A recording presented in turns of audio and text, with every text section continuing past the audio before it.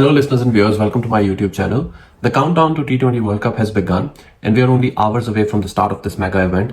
तो हमारा एक last and final group which is group D, उसका रिव्यू बाकी रहता था, जैसे मैंने आपसे प्रॉमिस किया था. आज मैं वो रिव्यू लेके आपकी खिदमत पे हाजिर हो गया. तो जी, let's get straight into it. और सबसे पहले देख लेते हैं कि कौन सी 5 टीम्स इस ग्रुप का पार्ट है. तो you can see right here the 5 teams that are participating in this group. Let me read it out for you. तो यहाँ पे हमारे पास है जी साउथ अफ्रीका, श्रीलंका, बांग्लादेश, नेपाल और नेदरलैंड्स. तो एज ऑलवेज हम डिटेल में डिस्कस करेंगे और हम स्टार्ट करेंगे मिनोस से. और इस ग्रुप के अंदर जो मैं नंबर 5 पे रेट करने जा रहा हूँ टीम, वो है जी नेपाल की टीम. Now with due respect to Nepal, they are still relatively young at this level. Mega events वो ज़्यादा खेले नहीं हैं.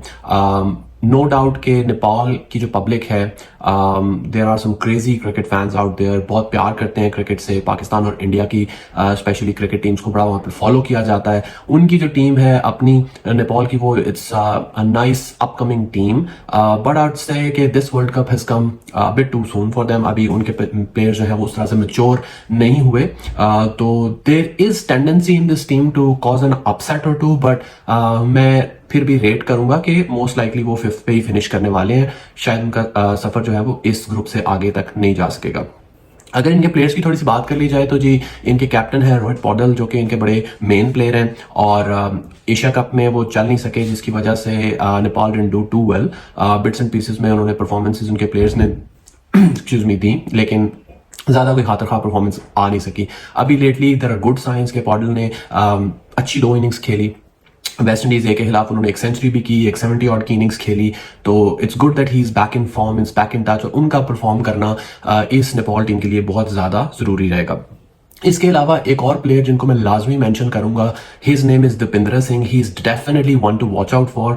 मैं आपको बताता चलूं कि ये वो बैट्समैन है जिन्होंने अभी कतर के खिलाफ एक क्रिकेट मैच में एक ही ओवर के अंदर 6 छक्के लगा के अपने आप को उस एलीट लिस्ट, और मैं कहूँगा बड़ी शॉर्ट लिस्ट में शामिल कर लिया, जिसमें सिर्फ युवराज सिंह और कैरन पोलार्ड थे इससे पहले, जिन्होंने एक ओवर में 6 छक्के लगाए हुए थे. तो अब ये तीसरे बैट्समैन जी बन गए हैं. और इसके साथ साथ इन्होंने फास्टेस्ट 15 T20s का रिकॉर्ड भी अपने नाम कर लिया. इससे पहले युवराज ने 12 बॉल्स पे बनाई थी, इन्होंने 9 बॉल्स पे ये 50 बनाई है. तो एज हिज रिकॉर्ड सजेस्ट के वो बड़ा ही hard hitting lower order batsman है, बड़ा डेंजरस हो सकता है किसी भी टीम के लिए.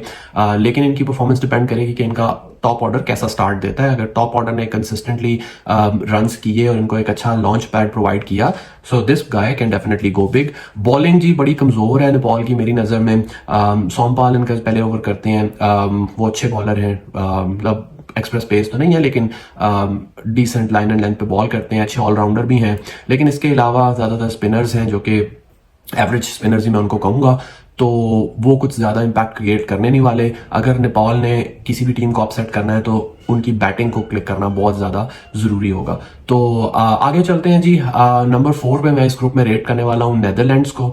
अब नेदरलैंड्स जो है ना, वो कोई सरप्राइज पैकेज नहीं है. सेम टीम जो आप पिछले वर्ल्ड कप में भी देख चुके हैं, 50 ओवर वर्ल्ड कप में भी देख चुके हैं. आई थिंक 99% वही प्लेयर्स होंगे. एक प्लेयर जो इस दफा नहीं है वो है जी एकरमैन. उनके बड़े मेन ऑलराउंडर थे, इस दफा इंजर्ड है. उनकी जगह माइकल लेविट आ गए हैं. लेविट ने आते ही नमीबिया के खिलाफ एक 100 भी किया, so good addition to the team. लेकिन ओवरऑल अगर देखा जाए, Netherland is going in with the same squad. उनका ना एक बड़ा स्पेसिफिक पूल ऑफ प्लेयर्स है, उसी में से वो लोग प्लेयर चुनते हैं इस तरह के मेगा इवेंट्स के अंदर. और वो जो प्लेयर्स हैं भी ना, वो बड़ी लिमिटेड स्किल्स हैं उनके. तो मोर और लेस ना वो रिलाई करते हैं अपने टैक्टिक्स पे, अपनी प्लानिंग पे to win matches.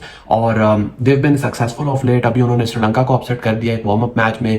Last world cup में जैसे आपने देखा है कि उन्होंने साउथ अफ्रीका को सरप्राइजिंगली हरा के पाकिस्तान को फाइनल में पहुंचा दिया था. तो ये टेंडेंसी जीतने की वो लोग जरूर रखते हैं.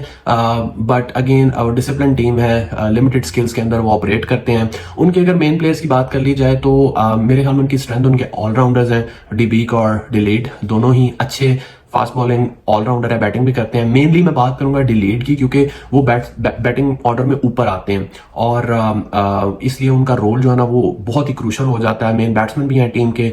बॉलिंग में भी अपने 50 ओवर वर्ल्ड कप में देखा है कि उन्होंने 13 विकेट्स ली थी. तो बड़े मतलब ब्रेक थ्रू लेके देने वाले बॉलर भी हैं. इनफैक्ट अभी एसोसिएट नेशंस के प्लेयर ऑफ द ईयर 2023 भी आईसीसी ने इन्हीं को नॉमिनेट किया था। तो आपको इसी से अंदाजा हो जाना चाहिए कि he is a very very की प्लेयर फॉर द नेदरलैंड्स। इसके अलावा एडवर्ड्स उनके जो विकेट कीपर हैं उनके कैप्टन भी हैं, अच्छा लीड करते हैं टीम को। तो मैं ये कहूँगा कि जी अपसेट करने की इस टीम में भरपूर सलाहियत है। दो टीम श्रीलंका और साउथ अफ्रीका इस टीम में ऐसे हैं जिनको उन्होंने ऑलरेडी हराया हुआ भी है। तो डोंट रूल देम आउट, वो एक आध मैच जो है वो डेफिनेटली इस ग्रुप में अपसेट कर सकते हैं।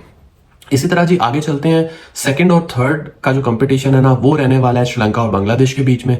और अगर आपको याद हो तो अभी 50 ओवर वर्ल्ड कप में बड़ी कंट्रोवर्सी हुई थी जहां एंजेलो मैथ्यूज को टाइम आउट दे दिया था बांग्लादेश के प्लेयर्स के कंप्लेन करने पे। तो बहुत शोर मचा था इस चीज के ऊपर, और वो जो एक तरह से रिफ्ट क्रिएट हो गई है ना दोनों टीम्स के प्लेयर में, वो चलती जा रही है।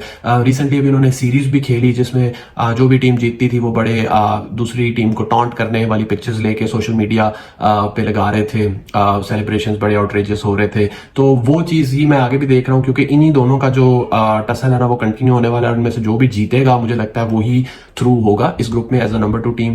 तो अगर मुझे प्रिडिक्शन देनी पड़े तो मैं ये कहूंगा कि Bangladesh will finish third. Reason I am putting them below Sri Lanka is because again मुझे वहां पे ना कोई ऐसा प्लेयर नजर नहीं आ रहा बांग्लादेश की बैटिंग और बॉलिंग में जो कि मैच विनर हो, जो सिंगल हैंडेडली मैच को टर्न कर सके। मतलब बैटिंग भी उनकी ठीक ठाक है, बॉलिंग भी ठीक है, लेकिन दोनों ही एवरेज एवरेज है। कोई उनमें ना वर्ल्ड क्लास प्लेयर मुझे नजर नहीं आता। बैटिंग की अगर बात कर ली जाए तो उनका मेनली जो है ना रिलायंट होते हैं वो अपने टॉप ऑर्डर पे, जिसमें लटन कुमार दास हैं, शैंटो हैं, इसके अलावा मेहदी हसन मिराज उनके अच्छे ऑलराउंडर हैं, फिर शाकिब आ जाते हैं। तो ठीक ठाक है बस, लेकिन कोई बहुत आउट क्लास नहीं, कोई वर्ल्ड क्लास मैं उनको नहीं कहूंगा। शाकिब उनके मेन प्लेयर हैं, लेकिन मुझे काफी टाइम से ऐसा लग रहा है, ऐसी फीलिंग आती है कि शाकिब की जो डिजायर है ना मैचेस जीतने की, वो थर्स्ट मुझे कहीं कम हो गई है उनमें ना। इतनी ज्यादा क्रिकेट शायद वो खेल चुके हैं कि मुझे वो डिजायर नजर नहीं आती जो यंग शकीब में मुझे नजर आया करती थी। तो इसी तरह उनकी बॉलिंग भी ठीक है। मुस्तफिजुर रहमान है उनके पास जो बड़े अच्छे कटर्स मारते हैं और हैंडी हो सकते हैं इस वर्ल्ड कप में, लेकिन अगेन कोई बहुत ज्यादा मुझे विकेट टेकिंग ऑप्शंस यहाँ पे नजर आ नहीं रहे। तो बांग्लादेश की टीम को मैं एट बेस्ट एवरेज ही बोलूंगा, और मुझे ऐसा लगता है कि जितनी उनमें पोटेंशियल है अपने से ऊपर वाली टीम्स को हराने की, जिसमें श्रीलंका साउथ अफ्रीका आते हैं, उतना ही पोटेंशियल है नीचे वालियों से हारने की भी। तो मेरे ख्याल में वो भी शायद इस ग्रुप में से थ्रू ना हो सके, थर्ड पे फिनिश करने वाले हैं वो। और श्रीलंका को मैं रेट कर रहा हूं कि वो सेकंड पे आ जाएंगे। अब श्रीलंका को मैंने क्यों बांग्लादेश से ऊपर रखा है, उसकी मेन रीजन है जी उनकी बॉलिंग।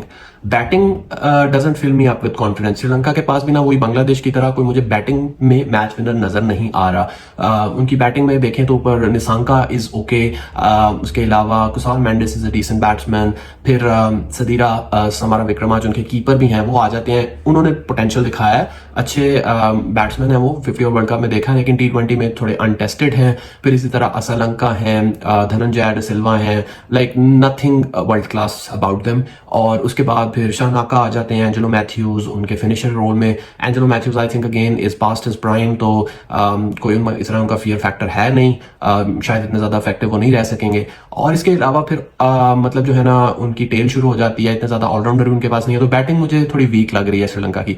लेकिन अगर आप बॉलिंग को देखें, बहुत ही क्वालिटी बॉलिंग है उनकी। देखें, not big names on paper but very very effective bowlers. सबसे पहले आप देखें दिलशान मधुशंका, जैसे उसने इंडिया में 50 ओवर वर्ल्ड कप में बॉलिंग की, बड़े बड़े बैट्समैन को उसने आउट किया है। और उसकी क्वालिटी यह है कि वो न्यू बॉल के साथ बॉल को सीम और स्विंग दोनों करता है एट पेस। यंग लड़का है, बहुत अच्छी फाइंड है श्रीलंकन क्रिकेट के लिए, तो यकीनन वो इधर भी बैट्समैनों को तंग करेगा। उसके साथ ही सेकंड पेसर पथिराना उनका बड़ा इस वक्त यंग एंड अपकमिंग बॉलर है। मलिंगा की तरह उसका एक्शन है, स्लिंगी एक्शन, बहुत अच्छी पेस है, 145 के राउंड वो बॉल करता है कंसिस्टेंटली। और is known for his yorkers, बड़ी वो फुल लेंथ पे बॉलिंग करते हैं। देखें अभी स्टिल यंग हैं, कभी कभी इनकंसिस्टेंट भी रह जाते हैं, स्पेशली जब प्रेशर गेम्स में आएंगे तो टेस्ट होंगे।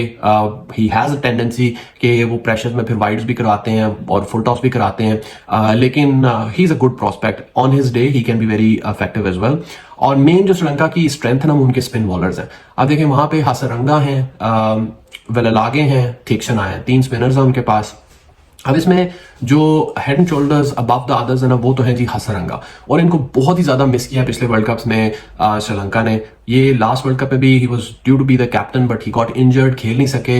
अब अगेन एज अ कैप्टन वो इस वर्ल्ड कप में आ रहे हैं। I hope that he is better prepared this time around. वो इस तरह के लेग स्पिनर है ना, पहले तो इस वक्त दुनिया में लेग स्पिनर्स की वैसे ही कमी है, तो जो है उनमें मैं हसरंगा को टॉप पे रेट करता हूँ। द रीजन इज कि उसके पास ना वैरायटी बहुत ज्यादा है। He is the sort of person जो 6 बॉल्स डिफरेंट तरह की कर सकता है, यानी उसके पास लेग स्पिनर भी है, ड्रिफ्टर भी वो मारता है, रॉन्ग वन भी बहुत अच्छा है, फिर वो राउंड आर्म एक्शन से भी बॉल कर लेता है, लो ट्रेजेक्ट्री से भी वो बॉल करता है, क्रीज भी बहुत अच्छी यूज करता है। तो आई थिंक T20 का कंप्लीट बॉलर है, और अगर उसको कंडीशंस अपनी मर्जी की मिल जाती हैं तो वो फिर डबली डेंजरस हो जाता है। He is a handy batsman as well. तो बहुत क्रूशियल है हसरंगा का अच्छा खेलना श्रीलंका के लिए। और उसके बाद जी वेलल आगे और तीक्ष्णा है, वो उनको मैं वर्ल्ड क्लास नहीं बोलूंगा, लेकिन दोनों को ही अगर सूटेबल स्पिनिंग ट्रैक्स मिल गए तो वो काफ़ी इफेक्टिव हो जाते हैं। और आई थिंक वो वेस्ट इंडीज़ में जब सुपर 8 में मैचेस होंगे, वहाँ पे स्पिनिंग ट्रैक्स आएंगे, तो they would become very dangerous as well. तो जी इस बॉलिंग लाइनअप मेरे ख्याल में एक बड़ी अच्छी बॉलिंग लाइनअप है श्रीलंका की, और इसकी वजह से मैं फैंसी कर रहा हूँ कि ये लोग थ्रू जाएंगे इस ग्रुप से। और सबसे एंड पे जी बात करेंगे साउथ अफ्रीका की, जो मेरी नजर में ना head and shoulders above all other teams in this group है। अगेन साउथ अफ्रीका के साथ आप अनप्रिडिक्टेबिलिटी को एसोसिएट कर सकते हैं, चोकर्स का टैग भी उनके ऊपर है, बट वो आता है सेमीफाइनल में जाके या सेमीफाइनल में जाते टाइम। जब टूर्नामेंट का स्टार्ट होता है ना, तो वो बड़े हार्ड आते हैं हर टूर्नामेंट के स्टार्ट पे, और बहुत अच्छी सॉलिड क्रिकेट वो स्टार्ट पे खेलते हैं। तो अभी भी मुझे लग रहा है साइंस ऐसे ही हैं जैसा उनको ग्रुप भी मिला है कि वो बहुत तोड़ेंगे, बहुत मारेंगे इन सारी टीम्स को। और उनके पास बैट्समैन भी ऐसे ही हैं, टॉप टू बॉटम आप देख लें, डिकॉक से शुरू कर लें, फिर हेंड्रिक्स आ जाते हैं, फिर उसके बाद मार्करम है, फिर डेविड मिलर है, हेनरिक क्लासन है, स्टब्स है, मतलब एक से एक अग्रेसिव बैट्समैन उनके पास है। और इन बैट्समैन की स्पेशलिटी मैं ये कहूंगा, जो कि कम टीम्स के पास है इस वर्ल्ड कप में बाय द वे, कि स्पिन को बहुत अच्छा जो है ना वो छक्के मारते हैं स्पिनर्स को। स्पेशली क्लासन को मैंने अभी लेटली जो देखा है, क्लासन तो मुझे जैसे हम बचपन में स्टिक क्रिकेट खेलते थे ना, उसकी याद दिला देता है। जैसे वो खड़ा खड़ा ऐसे छक्का मार देता है स्पिनर को, जैसे कोई बात ही नहीं है। तो उसका 160 से भी ज्यादा शायद स्ट्राइक रेट है स्पिनर्स के अगेंस्ट। और मिडल ऑर्डर में वेस्ट इंडीज में, जहां पे हर बंदा जो है ना वो हर कैप्टन स्पिनर्स पे रिलाई करेगा और 3-3 स्पिनर्स के साथ जाएंगी ना टीम्स, तो क्लासन जैसा बैट्समैन फिर जो है ना उसका रोल बहुत ही ज्यादा क्रिटिकल हो जाएगा उधर।